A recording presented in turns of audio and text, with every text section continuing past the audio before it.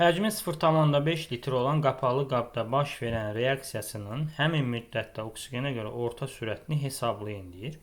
Bizə qrafik verib 5 saniyə ərzində və CO-nun kütləsinin asıllığını verib. Mən buradan karbon monoksidin mol sayını tapacağım.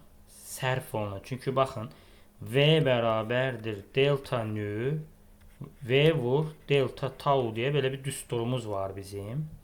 Buradan mən buradaki mol sayını tapacağım.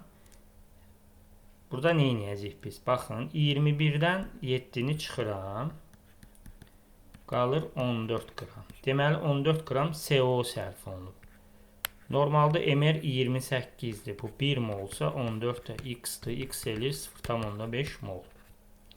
Deməli V CO-ya görə sürət tapanlar 0,5 böl 0,5, çünki həcm də 0,5-dir. V-si də vurulsun, T-miz də 5 saniyədir. O da 5-də 1 eləyir 0,2 mol bölünsün litr vurulsun saniyə. Bu CO-nun sürətidir.